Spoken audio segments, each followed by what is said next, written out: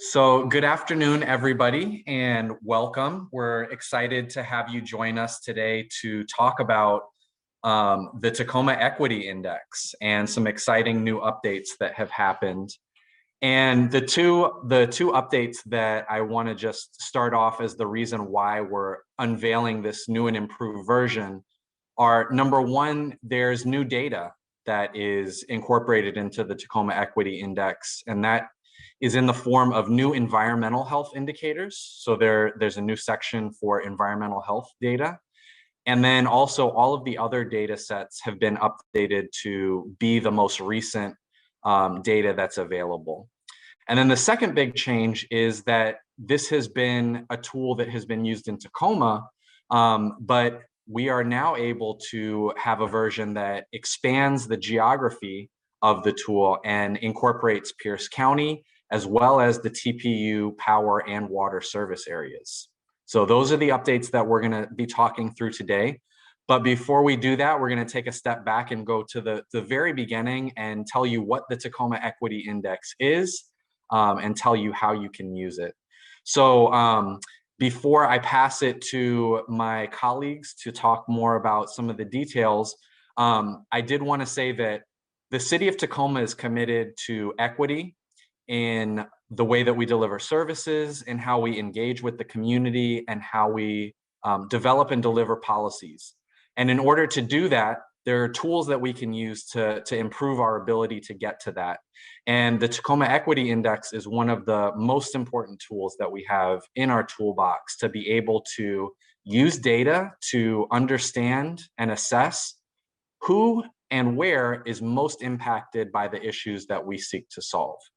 And so we hope that as you hear more about everything today, you will reach out to us in supporting you in making the Tacoma Equity Index a part of how you do your work in the city, in helping the city achieve our equity goals.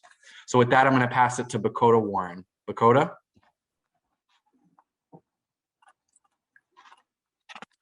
All right, good morning, everyone. Like Jacques mentioned, there are new changes in this update. So first and foremost, we have those new data changes from the original 2018 map to make sure that everything is current for the snapshots that we're looking at. And then there's those new overlays into the fifth determinant category and the new indicators for environmental health that we'll dive into a little bit later in the presentation.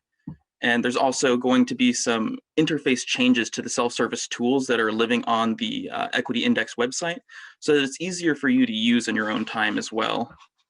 And then again, just like you mentioned, TPU's service areas and the county level index are, well, TPU is now available and the county index level will be coming soon to the region.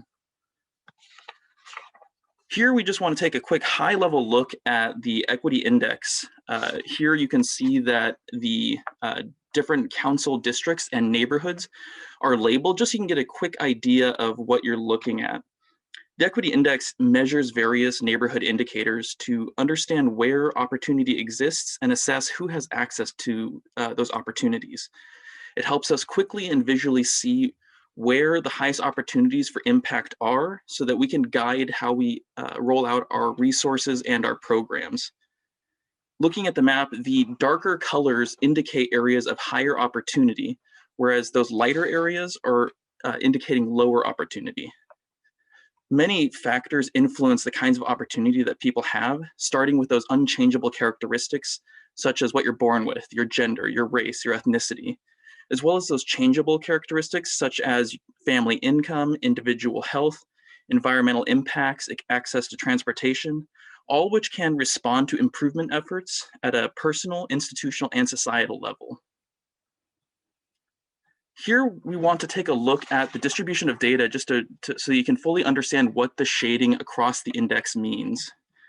This example shows in the center there, in that orange color, kind of the mean or the average of data across the different indicators.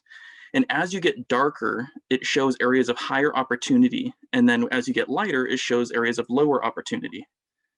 This really helps to just quickly visualize across maps where you should be focusing your resources into those lower and lighter shaded areas.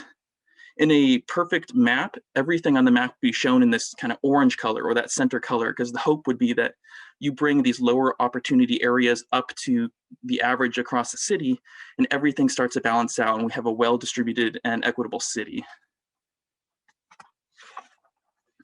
Now, I want to dive in and start with an example of why we focus on mapping equity in such detail.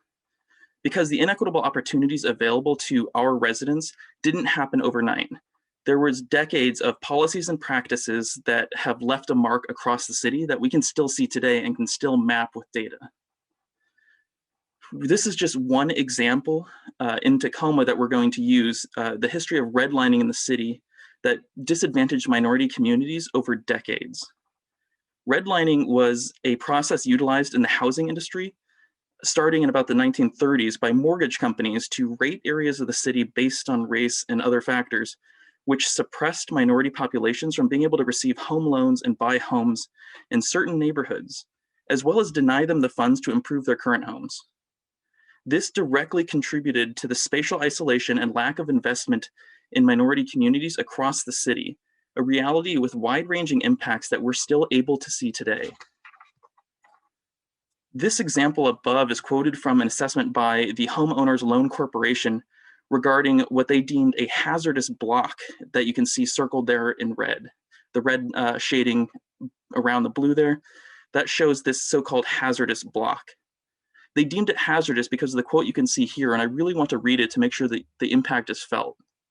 They rated it hazardous because 3 highly respected Negro families own homes and live in the middle block of this area facing Verde Street. While very much above the average of their race, it is quite generally recognized by realtors that their presence seriously detracts from the desirability of their immediate neighborhood. This is just one example of how ratings affected neighborhoods and really barred certain communities from being able to invest in their own space or move into certain areas of the city. We analyze this information and map equity the way we do so that we can reverse some of these inequities and invest in our communities that have seen historic disinvestment. To be clear though, this is just a really high level look at a problematic practice with wide-ranging impacts. We encourage you to dive deeper on your own time to research more into redlining or reach out to our Office of Equity and Human Rights to learn from them about how this has impacted our policies and practices in Tacoma. For those who may not be familiar with the index by now, we want to go back to how this started and how we got to where we are today in implementing this in Tacoma. This work started around 2015 when the City of Tacoma adopted the Empowerment and Equity Framework, as well as our 10-year strategic plan, Tacoma 2025. These two products combined set a community vision for Tacoma as an inclusive and equitable place to live, learn, work, and play. And it gave staff a directive to make our service delivery more equitable and commit to equity in our policy decision-making processes. At the time, the Office of Equity and Human Rights staff worked with the Kirwan Institute for the Study of Race and Ethnicity out of The Ohio State University to develop this opportunity index that evaluates census block groups across the city and allows us to operationalize equity and make data-informed decisions for our service and program delivery. The index itself helps by identifying those disparities in communities of concern within the city using a data-driven process that's been supported by research and best practices that align with our strategic priorities in Tacoma. This data, it provides a snapshot of information at a certain time that allows us to compare, contrast, measure, and standardize that information so that we can help make the best decisions possible for our residents. The index itself is consisted of 5 determinant categories and 29 indicators that we'll dive into shortly across 197 census scored blocks in the city index, at least, and more for the TPU and county indexes. These 5 determinant categories are weighted equally after being rolled up by all the indicators that provide an overall score of equity and is then overlaid with a racial demographics information so that we can see how racial demographics across the city are affected and affect these different data points. Today, the Equity Index lives with Jacques and I on the team here in the Strategic Planning Office to connect the city's strategic goals, council priorities, and department initiatives and other assessments like the social determinants of health in the community to the use of the index so that we can best integrate it into our decision-making processes, services, and programs to make sure that we're getting the most equitable outcomes for our community. Here you can see the goal areas in the 2025 plan, which shows, which is where the indicators and determinant categories were based on. Since 2018, when the first version of the index was implemented, there was environmental indicators that were missing, which is what's been included in this new 2020 rollout. At the time, we weren't meeting all of the community, staff, and council direction and needs that were out there.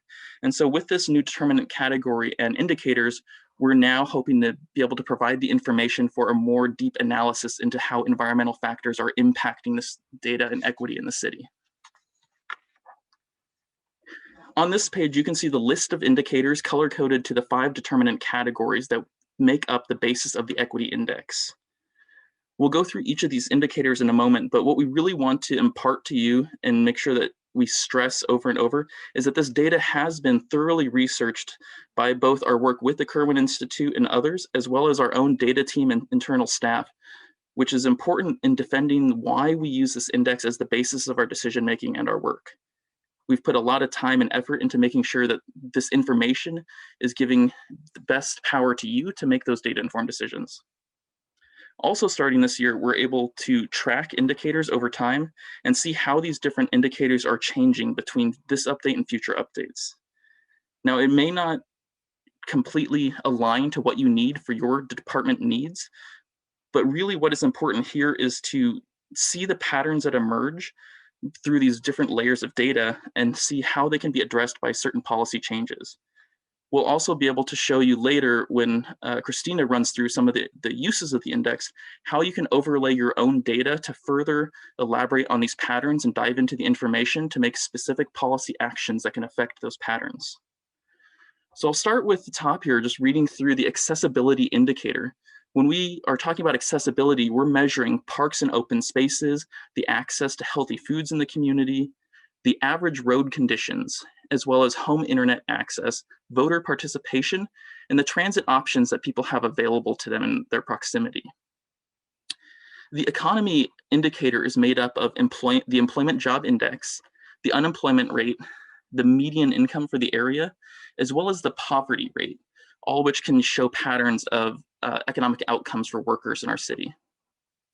Similarly, for livability, we measure some local data around nuisance cases and the crime index for the area, as well as median home value, the housing cost burden on renters in the city, the average life expectancy of residents, and urban tree canopy across the city. Under education, we measure the student mobility rate, as well as the 4-year high school graduation rate, the average student test rate, and the percent of 25 plus residents in the city that at least have a bachelor's degree. The new category here, environmental health, has 9 new indicators based on state Department of Ecology data and their vulnerability index to give us some additional information to overlay into our index. Environmental health indicators measure exposures through the non-diesel emissions data, ozone concentration, PM 2.5 concentration, population near heavy traffic, and toxic releases, and measures the effects of those environmental impacts through housing lead risk, proximity to hazardous waste treatment and storage and disposal, proximity to Superfund sites, and proximity to risk management facilities. Hopefully that'll give you kind of a good idea of what we're measuring in the index and how this creates kind of a base map of individual indicators and patterns that we try to show and emerge. Here we take a look at some maps based on some of those individual indicators. You can dive into the data by indicator so that you can see how each piece of data is affected and how it's mapped out across the city. And that's really helpful for being able to layer over your own programs and get a very specific look at how your program can affect some of these indicators.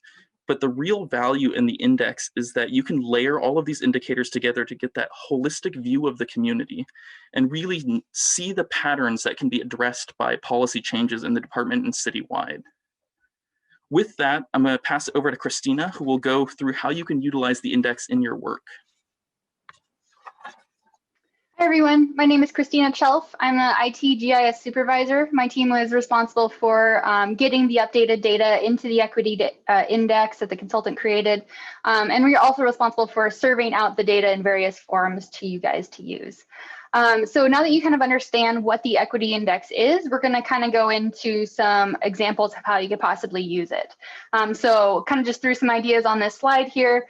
Maybe you're in leadership and you want to be able to support budget decisions, things like that. Maybe the equity index can help make that clear in your budgeting. Or maybe you want to distribute grants across the city to promote diverse business ownership. Or maybe you want to use the equity index to focus limited resources. So things like you've only got so much money to replace a certain assets. And so you can kind of prioritize that work based on the equity index. Maybe you want to plan for asset repairs, installations, or just plan outreach efforts across the city to promote internal services. So these can all be kind of used broadly in that context. And these are all just ideas. We're really just kind of scratching the surface on what we can do with the equity index. So if you have an idea or if you have data, it kind of starts with that conversation, and we can kind of help you figure out what you can use it for and that kind of thing. All right, so we like to describe our services as a menu of options regarding the equity index. So the different options range from a pretty small effort and a quick project turnaround to very large projects that can take months potentially. So that first level, this is the use the equity index as is. You're not changing any data, you're just using an existing tool to view your data on top of our data. Now this can either be using a tool such as the staff Dart, or maybe the community attribute web map that's on the public websites, or maybe you have a GIS person create you either a simple web map or PDF to kind of view that. No analysis is going on, but you're just kind of identifying where your data falls within the equity index. This is by far the easiest and shortest amount of effort. That next layer here in the darker yellow is to combine your data with the equity index. So here, instead of just plopping some points on the equity index, you're actually going to add scoring into your data. So you might have individual assets that have, or like loan applicants or something like that, that have that equity score in it, and you can view it in a table, you can view it in a map, you can create pop-ups in an interactive map, things like that, and that can help prioritize and make decisions. So this can really range in what we do. So it can kind of be like that medium to large effort, and I'll go into some examples of what this looks like and kind of the spectrum of things you can do. And then finally, the third sort of menu option, this could be combined with some of the ones up above, the using as is for like an initial analysis.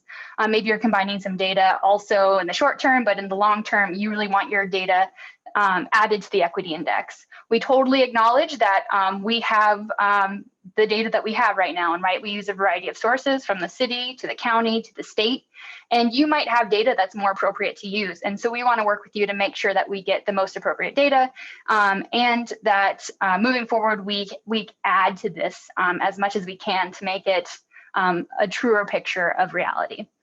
So this would involve working with us to make sure that your data is added to the next equity index update, which happens every 2 to 3 years. This would provide, your data would be a part of that overall index, and it would be used to make decisions for different departments across the city. So this obviously represents a big change, and that always means a larger effort. For example, a couple examples we brought up last time was sidewalk data. We don't have a lot of sidewalk data in our equity index, and that could really provide a really nice picture of some of that livability, some of that accessibility, that kind of thing. So we want to work with Public Works to maybe get that included. Or I know ES has some urban heat island information that can be really important in kind of that environmental health. And so those types of things could be easily added to the equity index, and we want that in there so that we can provide that better decision making across the city. All right, so I'll demo this here in a second, but broadly, we kind of recommend using, starting with that self-service tool. So for now, we recommend using the staff DART map. And if someone could put that link in the chat, that would be probably helpful, dartstaff.cityoftacoma.org. What we've done is we've created a theme that allows you to view all of the individual indicators. So all those maps that Bakota showed, the green and the orange and the pink ones, well, we have all of those indicators available in this map. And you can bring in your data and you can see it on top of things like access to healthy grocery stores, things like that, or average road quality. And you can really do that sort of visual analysis. And then Bakota, I can go ahead and take over.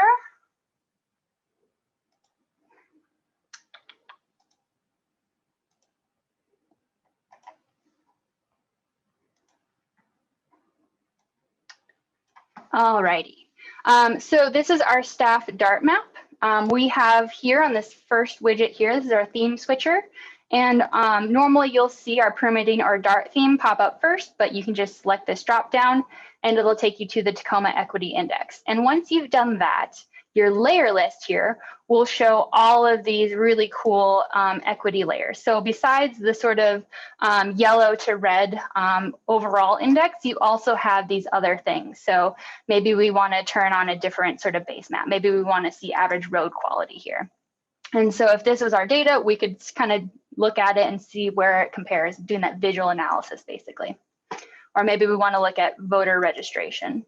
We can look at that. So this can be a really great way to kind of dive into the data and see what layers are relevant to you.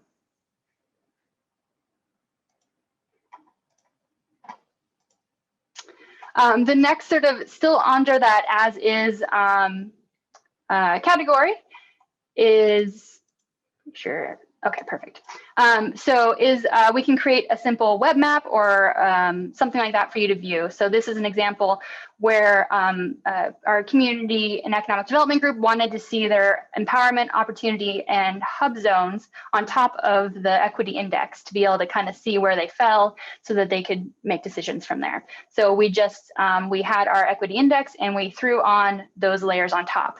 There was no analysis, no data change. We just are viewing those two layers together. So this is, again, a very simple version of what we can do under that as is sort of thing.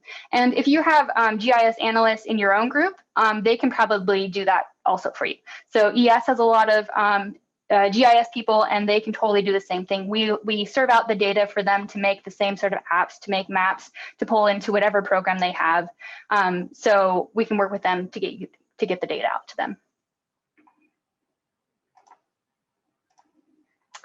All right, the last sort of self-service tool I'm going to talk about is the website that Community Attribute created to live on our web page.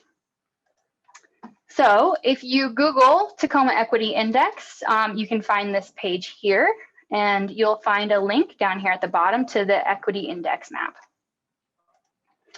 If you'd seen this before, it looks pretty similar. We've got some tools over here. We have different base maps up here. And then you also have a variety of indicators that you can change here. And these are kind of broad indicators, not that detailed that you see in the staff chart. So if we just wanted to see the livability, for example, we could turn that on and you can see here the green is very high and the sort of white color is very low. You can click on these over here and you can get some statistics about this area. And if you want, you can even draw a more specific area. Maybe we just want this area right here. You can draw a box and it'll give you that sort of snapshot distribution of that information. So under the livability tab, we can see that there is an average of 11% tree canopy cover, or you can view about ownership burden costs, things like that. Or if you go to the accessibility, you can look at voter participation or health food available. So this provides really nice sort of snapshots of the data. If you just needed some broad statistics for a report or something like that, you could add this in here pretty quickly. We also have this environmental health option over here that provides some of those indicators that we mentioned earlier. But the really cool thing that we've updated, and I'll just go ahead and click this reset map button, is we have the ability to change our area. So if we zoom out, You'll see this is just for the City of Tacoma boundary. Now, if we turn on over here, we want to see maybe the Tacoma Power Service area. We can click this and it'll actually change the entire extent of the map. So now we've added in all of the census tracts that have information within the Tacoma Power area. So this is really cool. This is the first time we've ever been able to do this kind of thing. I think it was new for our consultants also, but it totally changes kind of how the data looks a little bit. If we look at Tacoma Water, we see a similar picture. You can do the same sort of thing. You can view different data sets for that same area. And then we'll go to our combined area. So this is our water and power areas combined. I don't think we had data for King County areas in this case, but overall, hopefully this can help our friends at TPU make the same sort of equity-based decisions that we're hopefully starting to make here in general government. And you can do the same thing, drawing areas in here too. All right, so that is a pretty cool tool. And Dakota, if you wanna, or someone wants to add, perfect, the link's in the chat. All right, let's move it on. All right, so now I'm going to kind of dive into that next tier of complexity, basically. So now we're combining your data with the equity index data. So I've got two examples here. First one, this was done working with grant and loan applications, basically. And we wanted to be able to just a simple correlation of where that location is and where it fell within the equity index. So you'll see here on the map snippet, what we have in the lightest area of lowest opportunity, we have the darkest red dots, just showing that those are that data has that value. And in the darkest red areas, which is the highest opportunity, we have green dots, basically. So this was really nice. It just gave a simple sort of view. You can click on the point, you can see the whole the information within the loan application. And then at the very bottom, there's just that little equity score that can play into that decision making, basically. And I think last time we had someone chime in that says because of this application and this work that Adriana worked on, they were able to, let me pull up the facts here. So the results of the funding, 64% went to BIPOC recipients and 40% were Black-owned businesses, and over half the recipient businesses had an equity index of low or very low. So clearly this really aided in the decision-making for that that loan and grant distribution. All right, so here's another example of kind of a more complex analysis. That first example was kind of a medium effort. It was mostly just adding that value to that data.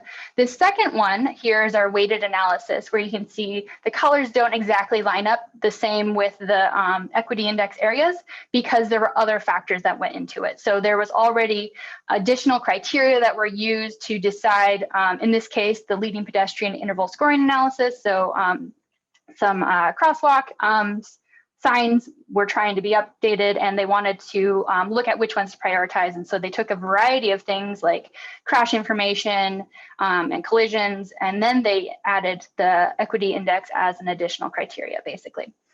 And so just like the other one, you can click on each one of these points and get information about that particular point, that asset. And I'll just do a quick showing up here.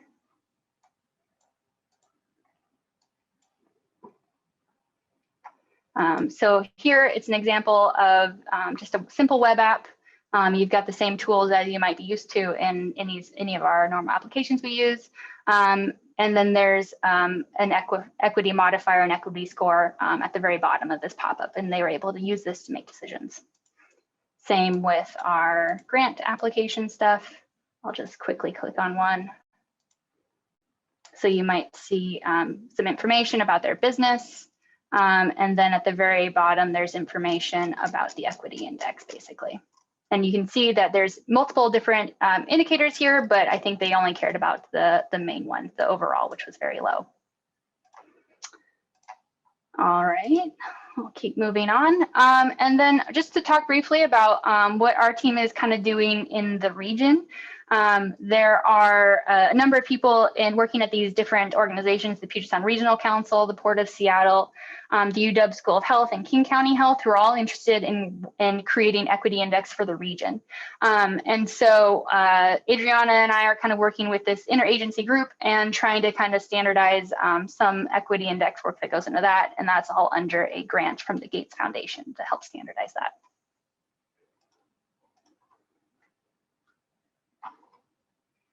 I'll pass it back to Dakota.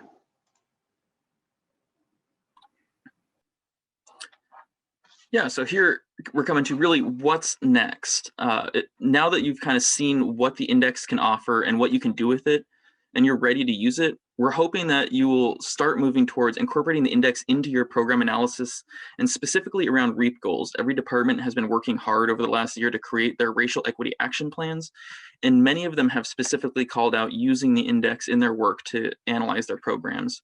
So if you're ready to move into that space, we hope that this will help give you that initial education to start working with the index and bringing this work into your divisions.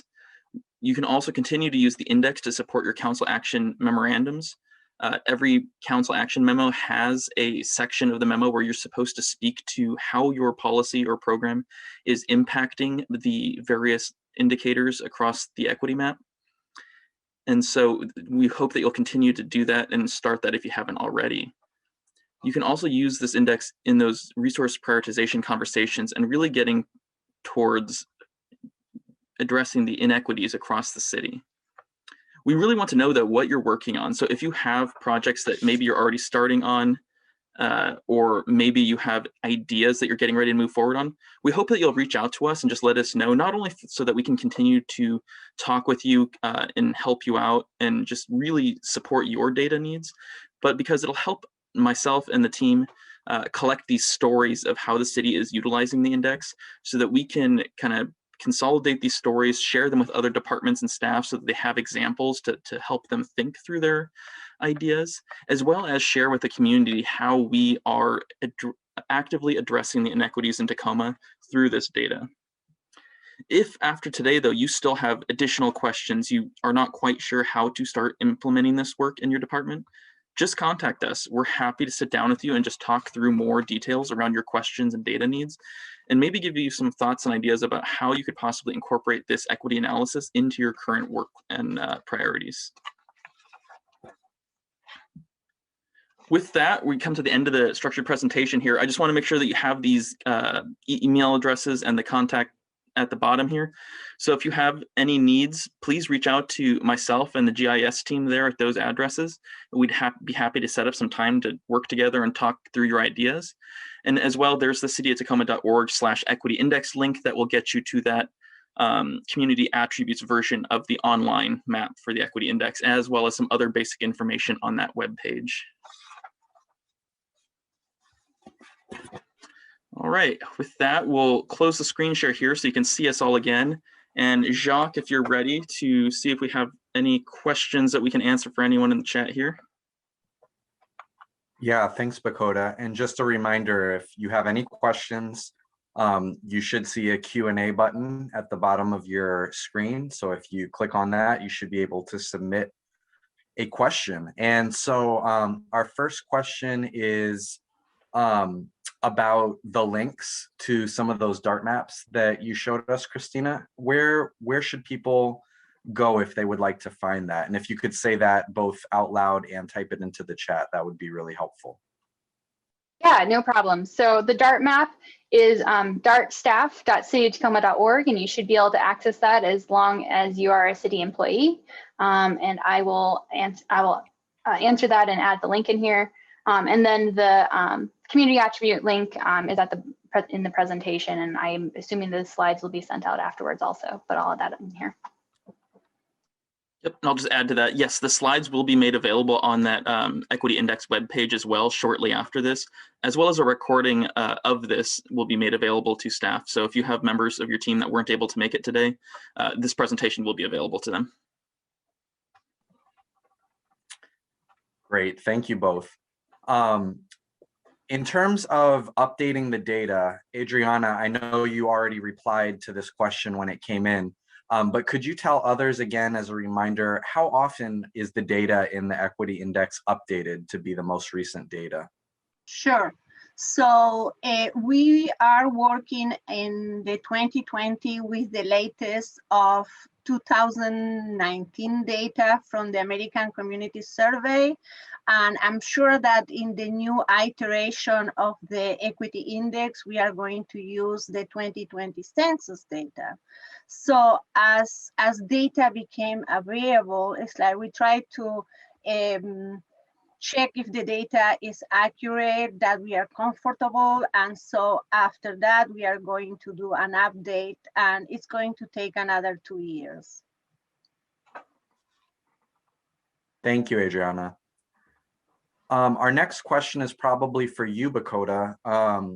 What about people who speak English as a second language or have a different primary language? Do we have the ability to use the map with other languages? Can you talk about that? I actually am not sure the public version has other languages integrated into it. I haven't tried to use that before. But it's something I'll definitely look into and confirm if that is an availability. And if not, that's something that we're definitely going to work into it. Just as a general note, the city's working on its language access policy citywide and making all of our resources available to the most spoken languages that are understood in our community. So if it isn't already, that will certainly be coming as part of this work. Great, thank you, Bakota. Our next question is about some of the specific data around pedestrian safety. Does that data include crash data or just sidewalk completion data or just crosswalks? So I don't believe we actually have any really pedestrian data. We have access to transportation, things like bus routes and rail routes, things like that. But that was something that we identified as something that we need. I know Public Works is working on collecting some of that information, but I don't believe there is any. I'm just looking at the list really quick. Adriana, correct me if I'm wrong, but I don't think there's any pedestrian data included currently. Yeah. So we'll work to get that updated in the next round. Thank you. Bakota, our next question is about how staff can share information about the Tacoma Equity Index and communicate it effectively. What would you, I guess, where would you point staff that want to provide updates to the community or share this information with the community? Yeah, I would point everyone still back to that website, cityoftacoma.org/equity index. That's going to have a lot of those high-level points and information about the index itself, including the current conversations and the new updates that we went over today. And then shortly, it will also have the recording and PowerPoints available so that staff can reference those as they're going out into the community. I think really the first kind of half of the presentation is really where staff could focus on sharing that piece with the community of the how and why we use this index. Some of those staff portions, of course, that Christina shared aren't as relevant to the community directly, but we do have that public sitting page that would be important to share that link with the community as well.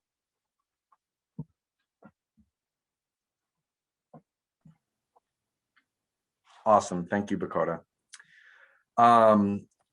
So our next question is again about data sets and how we can use different data sets. And so the question is, are there plans to include other data such as home ownership and tenancy, language spoken English proficiency, and other census data, or will the next update include the same data, but referencing the 2020 census?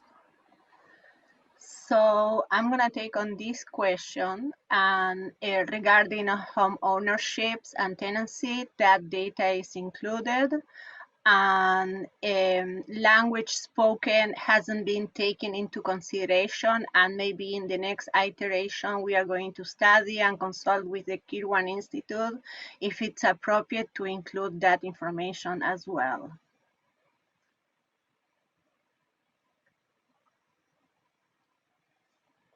And I think I said before then that the next iteration is going to use the 2020 census. So yes, we are going to be using the latest in the next time.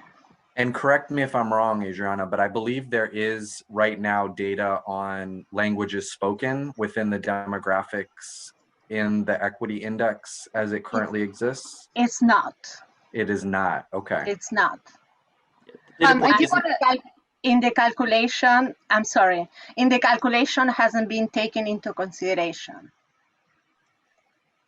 I do want to point out, though, in a lot of our web applications, such as the Staff Dart, you do have the option to search for data that's kind of outside of the city data. And there are the American Community Survey, which is where we get a lot of this sort of some of this information. They have information about languages spoken and things like that. And you can actually bring that into the Dart tool, or if you're using Access ES or something like that, you can bring that data in directly.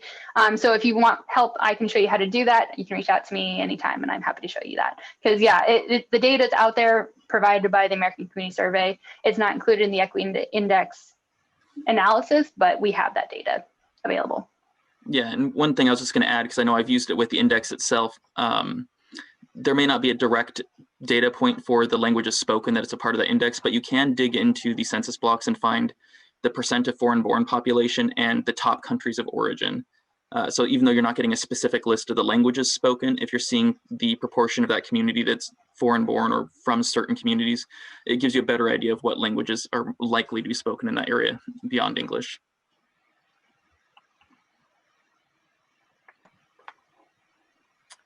Yeah, that makes a lot of sense. And Christina and Adriana, I'm wondering if you all can, I know you spoke to this during your slides in the presentation, but again, for any questions that people might have about specific data sets, like you were saying, Christina, that fall outside of the 29 indicators that are covered in the equity index, can you just remind folks how they can integrate that data into the equity index to make their program or policy decisions? Yeah, so we recommend using the Staff Dart. So you can, like I showed, you can use that equity index theme and you can bring in data directly from other sources. So in this case, the ACS. If we want, I can maybe demo that at the end if we just want to get to the other questions. Or I can do that now, whatever works. Yeah, why don't you take a few minutes and demo that, since that's such an important part of how folks will be using this. Thank you.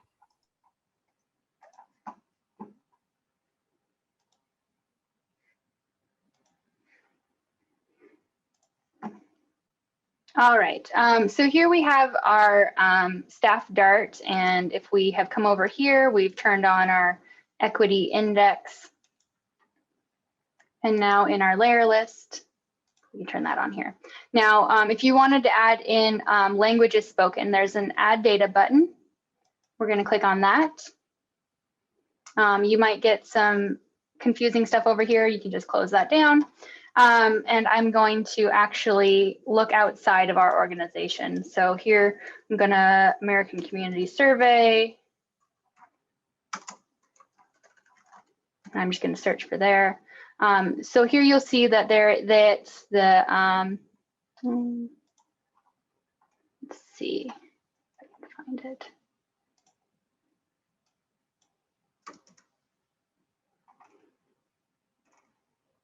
When you do this, you do get a bunch of stuff that other people have published. Yes.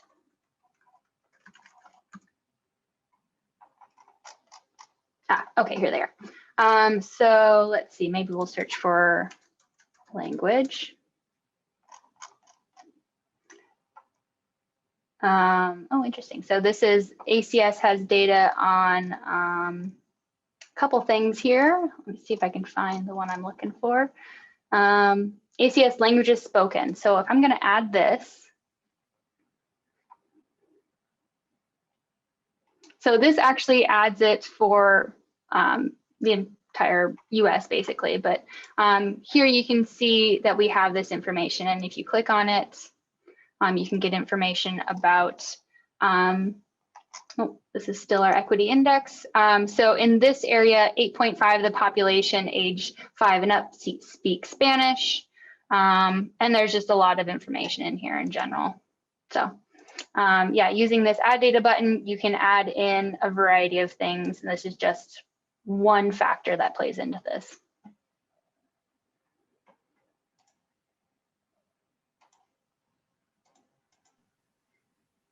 Thank you, Christina. Bakota, we have a question about utilities and as they plan for infrastructure and capital projects. The person asking this question wants to know, do these decisions have any direct impact on the equity scores? How can we correlate decisions to real world impacts to these metrics? Do we need to develop levels of service metrics to inform the index? And I'm happy to jump in once you've answered part of that. Yeah, I'll give an initial response because I think some of the data questions might be good for Christina and Adriana to speak to as well. The projects themselves specifically won't address the indicators that are used in that layering of the index to create what the index is now.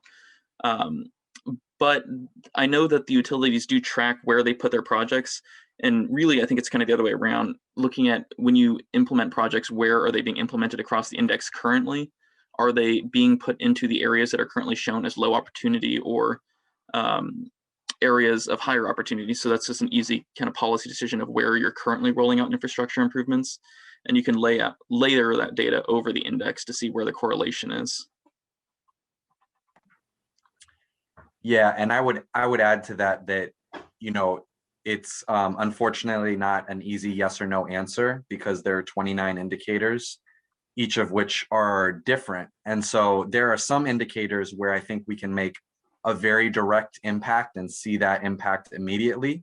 So road quality is one example that comes to mind, right? We can see the road quality score do something very tangible and concrete and make a specific change to that road quality score.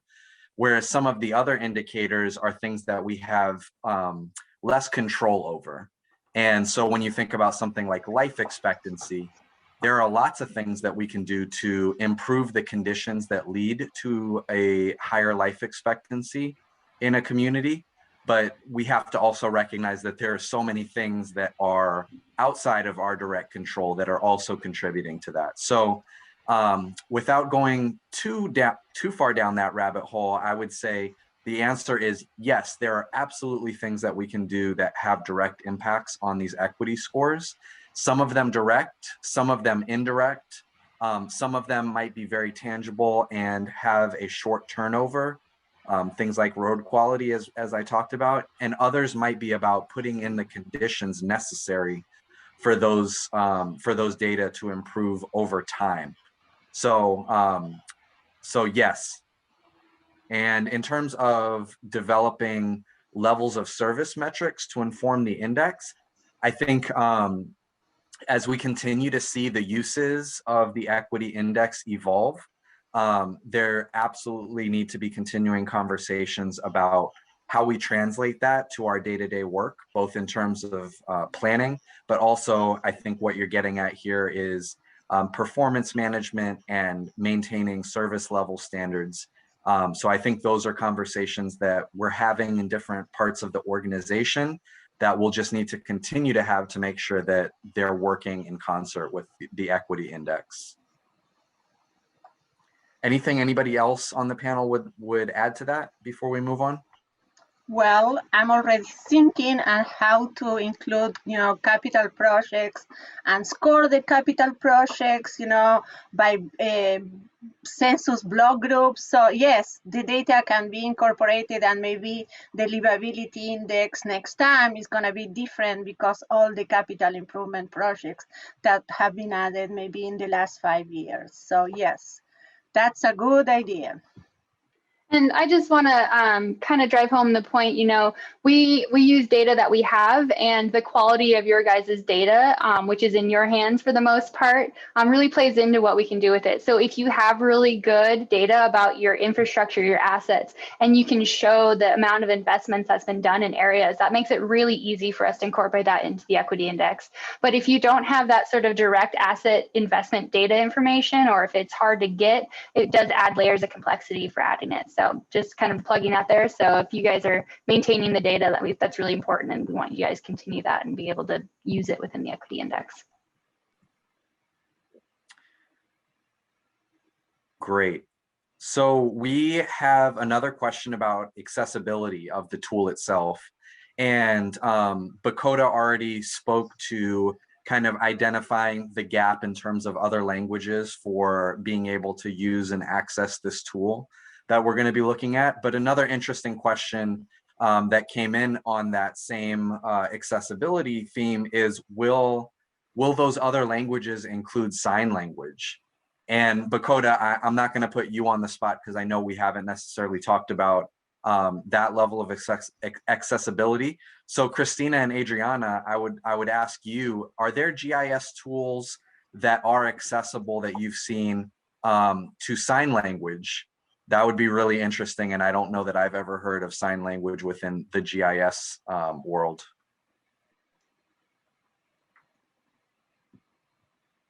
Not really that I know of. No, we have used in some instances ADA, meaning that people, ADA regulations, so people can read our maps, but, and we use it for the COVID dashboard. So, but no, I haven't heard of, you know, that possibility yet. Okay, thank you. We have a comment that I'll read out because I think it's one in which others could hear and learn from. This person says, I'm rolling out a new competitive funding application program for special events this year, designed to distribute funding to communities of color and cultures that have been historically underserved. I'd like to use the tool to determine the best communities in which to conduct outreach.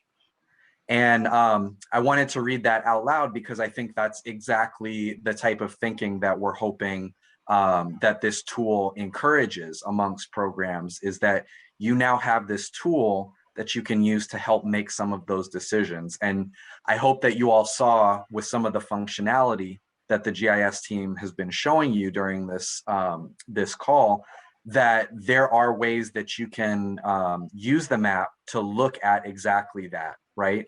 Where are there communities of color in higher proportion? So one of the tabs that exist on the left side of the mapping tool is one where you can actually look at racial and ethnic demographics within different areas. So you can see where there's a higher proportion of different communities who you might know need to be better represented in some of the programs that you're coming out with. So that's a great point, and I'm glad we were able to read that out for others to think about how you can use this to better think about not just how you distribute funding, but how you determine what those communities might look like and how you can do outreach to better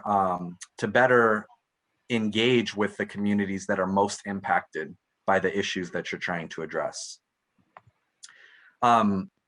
I have a few more questions, but I do want to see, does anybody else on the panel want to speak to that before I move us forward? All right. So our next question is getting back to one of the earlier slides that you did, Bakota. And this person is asking if we can explain a little bit more about how the index of the tool works, and specifically the coloring of the index. And so they say dark is coded as very high for opportunity. So if you're looking at an area that is more disadvantaged in terms of equity, do I look for high or low? Yeah, the short answer is you're looking for low opportunity. So the way that the shading works is that the darker shades are showing things kind of from the resident's perspective, where there are already higher opportunities available to those people. So if you have a high livability score, then it means that you have more parks, you have more access to the road conditions and those other indicators under livability. But if your shading is very light, or it's that kind of white color, and you have a lower opportunity score, then that means that you're missing infrastructure, you're missing tree canopy. There are less resources to give you good outcomes and opportunities for success. So in that quick analysis of the map, when you look at it, you're basically targeting lighter shades for investment and programs.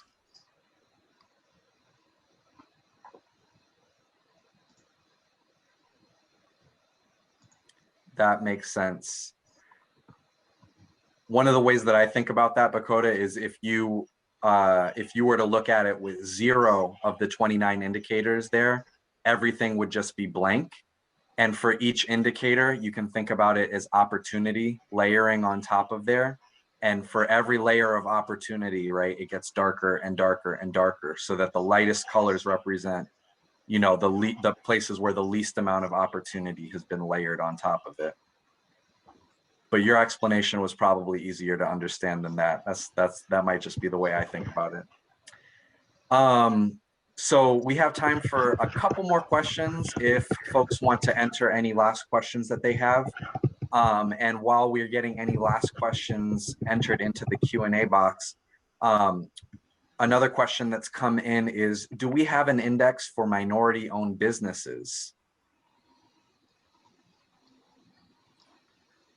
And I see, go ahead, Adriana. Yeah, so that data is collected by the census, and the latest data is from 2017 and has been published, I think that last year. So no, we don't collect, but the data is available from the census, where you can see if it's women, if it's owned by a woman, if it's, you know, the race of the owner, etc., etc. Just to restate another way, it's not part of the base calculation to the index, but the information is available and can be layered over, similar to some of our past examples. It's called the economy census.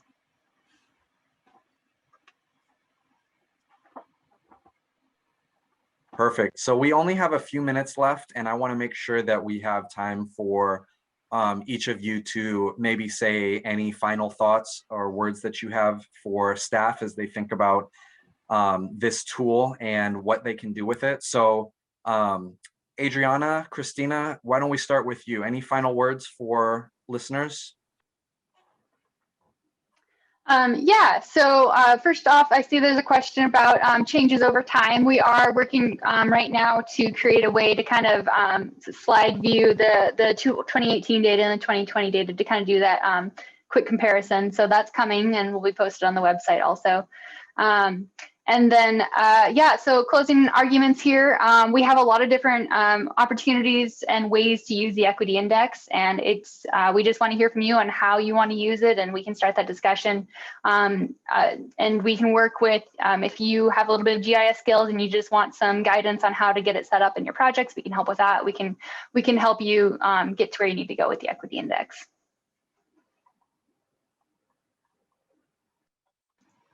Same here. Lakota, any final words from you? Yeah, I guess my final thing would just be for those who have more questions or want to talk out even just an idea or some of the methodology or thoughts behind some of the index, please reach out to us. We'd be happy to set up a meeting just to talk it through, because as we said earlier in the presentation, there was a lot of work put into the methodology and why the indicators that are currently there to demonstrate those patterns are there, and why layering data is different than including everything at once in the index.